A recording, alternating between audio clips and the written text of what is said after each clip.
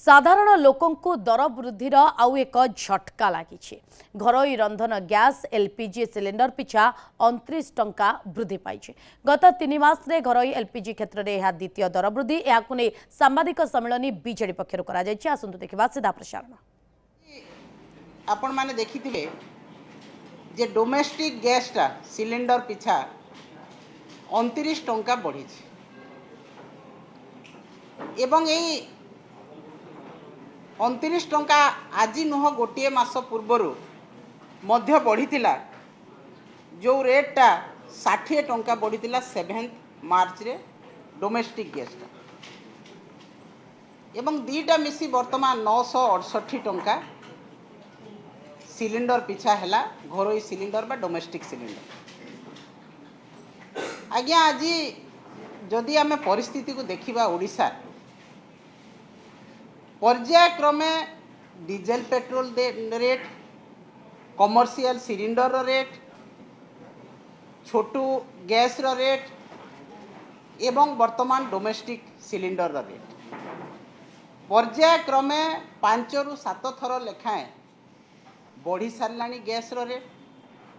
तो आज जदि आम देखा ताहले देखंतु छोटू सिलिंडर भी मे रे 261 टंका बढ़ी एका थर के एवं आज बढ़ी 11 टंका 821 टंका है छोटू सिलिंडर 5 केजिया जहाँकि सर्वाधिक व्यवहृत हुए एवं कमर्शियल जहाँकि होटेल कौन सी हॉस्टेल किंबा कौन सी व्यावसायिक प्रतिष्ठान रे जो गैस व्यवहृत हुए जो सिलिंडर सेटा जनवरी रे 111 टंका 88 पैसा बढ़ी मार्च रे 115 टंका बढ़ी एप्रिल रे 195 टंका बढ़िला मे रे 993 थर को 1000 टंका पाखापाखि बढ़िला एवं जून रे 52 टंका बढ़िला जहाँ 3290 टंका रे पहुँचला।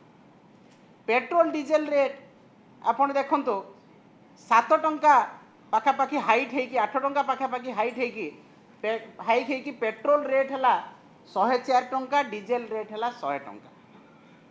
आज्ञा आज जो परिस्थिति आज ओडिशा रे हेलानी प्रत्येक दिन गृहिणी मानकर हांडीशाल को माड़ हो आज महिला निर्यातिता होती प्रत्येक क्षेत्र रे एवं जनसाधारण को उपरे बोझर पहाड़ खसी पड़ानी ये बीजेपी सरकार समय आपण टिकिए जदि समय आसिला आपण गैस रेट बढ़ी दौरान टिके आपण समय पाइले पेट्रोल डीजेल रेट बढ़ी दौरान टिके असुविधा है आपण विभिन्न दरदाम वृद्धि कर दौरान। आज अत्यावश्यक सामग्रीर दरदाम आज गैस दरदाम आज पेट्रोल डीजेल दरदाम आकाश छुआ है।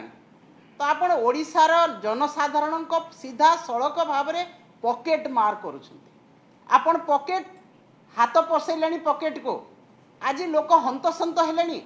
आज गृहिणी ता घरे को असुविधा से होउछि आपण माने जानि पारुछंती कि नहीं। ओडिशा सरकार भारत सरकार कर चिंता नहीं निगाह नहीं गृहिणी को ऊपर साधारण जनता को ऊपर आपण क्रमागत भाव में डीजेल पेट्रोल रेट बढ़ेले गैस रेट बढ़ेले एवं विभिन्न प्रकार आड़ देखै केतेबेले युद्धर आड़ देखैले केतेबेले क्रूड ऑयल आड़ देखौछंती एवं केतेबेले अन्यान्य कथा कही गृहिणी मान को जनसाधारण को भ्रमित करी आपण पर्यायक्रमे पॉकेट मार लूट कर चलती लोकों पॉकेट को। आपण जदि देखिबे आज्ञा 10 वर्ष तले कौन थिला जेतेबेले 2014 मसीह रे आपण देखिबे 415 टंका थिला आपणकर गैस रेट जोटा आपणकर घरोई सिलिंडर वर्तमान से केते हिची 968 माने पाखापाखि डबल 10 वर्ष भितर यही सरकार को समय डबल हो गला। आपणकर पेट्रोल थिला 71 टंका डीजेल थिला 55 टंका सेटा भी डबल हो वर्तमान 104 टंका रे पहुँचला। आपणकर छोटू सिलिंडर केते थिला 356 टंका थिला वर्तमान से 821 टंका।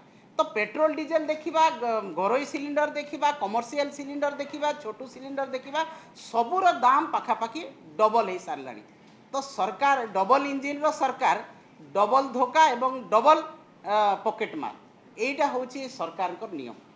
एवं जेतेबेले आपण क्रूड ऑयल रो कथा कहते जे क्रूड ऑयल रो इंटरनेशनल मार्केट रे जो दर थिला गत दिन रे $130 थिला ବର୍ତ୍ତମାନ ସେଇଟା $93 ପହଞ୍ଚିଲାଣି, 93 ଟଙ୍କାରେ $93 ପହଞ୍ଚିଲାଣି।